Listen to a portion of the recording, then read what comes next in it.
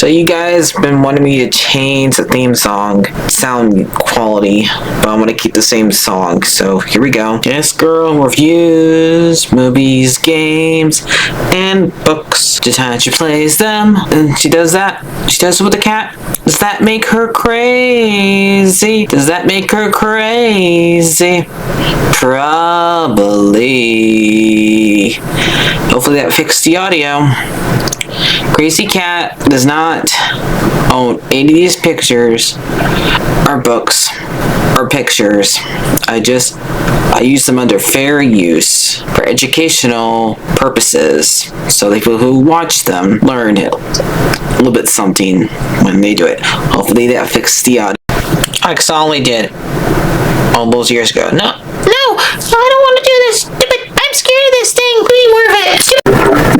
Hi everyone, Martha here. So, before Annie Pokewell became Susan in Narnia, she was Annie Stocks and Bag from Little Vampires. Yep, that's a little vampire from that little girl vampire from that movie went to go be Susan in about 5 years from that movie, which I did not notice that was the same girl until I watched this movie again, when I decided to look at all the actors and actresses for it. And sadly, the one who plays the mom in this movie has died in 2018. Patsy Jenke. I don't know. She died. And we also have Richard Grant, who was in that Death of a Unicorn movie. He's the one that who was dying in that movie of cancer. And Jonathan Pickens, I think it's now as a wrestler or something like that, because he has really big muscles. You do not want to mess with him. No siree. He's definitely not that little kid with glasses anymore. So this movie takes place in Scotland. Bunch of people, family from California moves there to do some construction work or something. So that's what seems like the dad's doing in this. And they move into a castle where two vampires were running away from one of their relatives and hunters left a medallion that can transform vampires back from being human if a comet flows over the sky every single 3 years. It's like Halley's Comet in a way, except for it takes a lot longer for it to fly over. It takes 300 years. Well, it takes Halley's every 85 years. Basically, and Tony is sleeping in the same exact room that the medallion's buried in, and he keeps on dreaming about the event because the medallion's in there, and it gives him nightmares. He has to go. He goes in his mom and dad's room to him because he is a little kid and he wants to sleep in there. The poor kid, and he ends up having to deal with two very bad kids who bully him, who are his boss's grandkids. But after he meets Rudolph, who mistakes him for a vampire, which really, Rudolph, I know you're a kid, but come on. You saw him feeding on a toy. That does not make him and you saw him teeth, that makes sense, but you saw him feed on a toy. What? He goes and that's why he's trying to get away from the vampire hunters, played by Jim Carter from the Anniesville show, Down Abbey. So Down Abbey, yeah. Apparently, I don't know. I never watched it, but that's what came up when I was looking for on the actor's history. And instead of Rudolph feeding on Tony, he asks him where to feed him on a cow, and we have a silly joke where we have a bunch of cows keep on disappearing from the farmers when he lets them out, and one keeps on like not coming in, not going outside because it's middle of the day, and they don't like, vampires don't like the sun, so that joke has to keep on playing, like plays at least 3 times. I mean, it's fine at first, and it gets tired of some afterwards, but I think they just do it as a little joke. And then they have them fly and hang upside down, even though that part doesn't make any sense, because unless the cows grow talons, cows can't hang upside down with their hooves. So that was a bit weird of the cows. And Tony and Rudolph play on a blimp after the hunter tries to run over Tony, thinking he's a vampire. But he should realize, since the light did not hurt him, the light of his car twice. I think he eventually does realize that he is not a vampire. She says he has allied himself with them to the descendant of the who had the amulet, and he has shown with proof other vampires. So he ends up have the elderly brother Gregory feed on the grave digger, a graveyard keeper, and have him turn into a vampire, show proof that he is one, because he didn't believe him, and he ends up getting in trouble. Gregory ends up getting in trouble for that, and so the family's trying not to be vampires anymore by asking if they find the amulet that they lost 300 years ago, because the one who made it got separated from them and fell in the ocean, and they haven't seen him for at least 300 years. So they want to use it to come back to being human. And Tony tells him that he's able to see visions and dreams about it.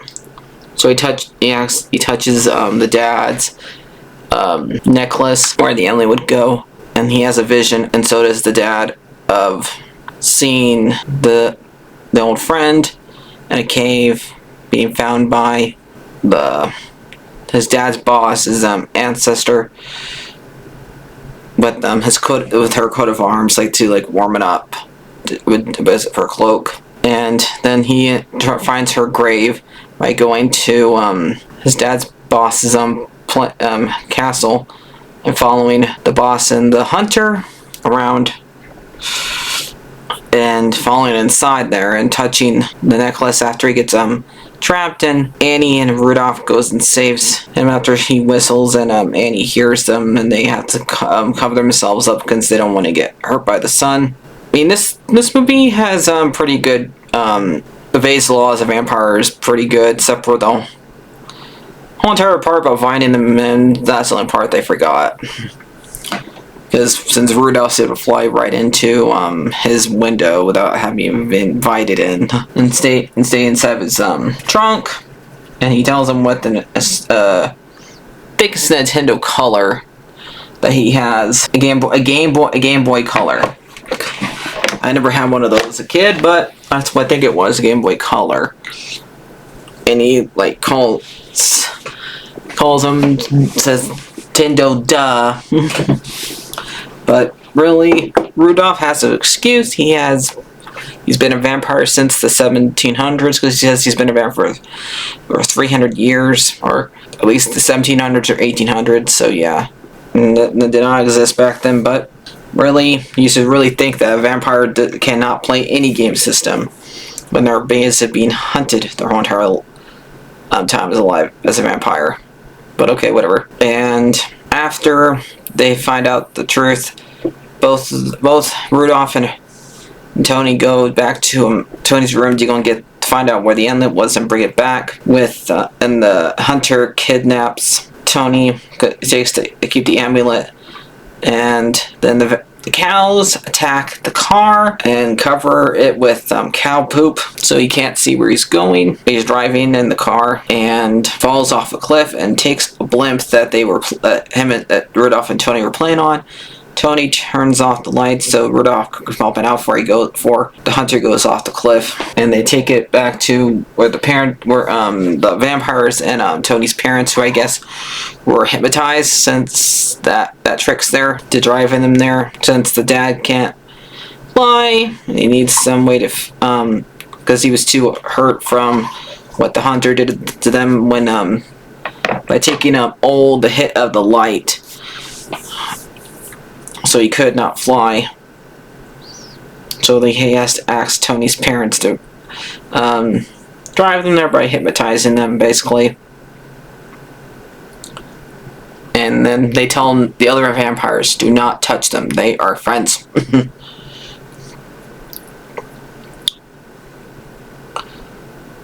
And after that, Tony and Rudolph arrive, and the hunter comes out of the water because I guess he could swim, and gets out and gets the stone away from the dad vampire. What's his name? Frederick. And gets... Oh yeah, and the hunter's name is Rocky. And it's up to Tony to make the wish after Rocky falls off the cliff. And that as far as I know, that's the last time we see him. So as far as we know, that kills him. And Tony wishes for his friends to live in the same town as him and be human again. And the movie ends with him finding the family, a vampire of who's now are now human, and they move into a house not too far away. And I do like that how they make Gregory, the older brother, who is like always the hardest one to control his vampirism, because he's the one that bites the grave digger into a punk fan because he's dressed as a kid who likes punk rock. So so yeah, and then the movie ends. So it's fine. It's okay. As far as I know, I don't think any of these kids. I've not seen Annie poke well in any movies since Narnia. So the last time I saw her was in the third one, since she did play. She was in the third one for that one scene where Lucy wants to be her sister. And yep, they did not do another one of those movies because they didn't do very well. And I haven't seen her since then. And I have not, as far as I know, I've not seen the Jonathan Lee again, or Rudolph's actor is played by Roland Week. Only one I've seen so far is Richard Grant in that Death of a Unicorn movie. So yeah, those are the ones. So that's basically it. So if you guys enjoy this, I'm probably going to give this one like a 7.5. Do you want to know where you can find this, where to watch it? You can watch it free on YouTube with ads. So yeah. So here you guys go.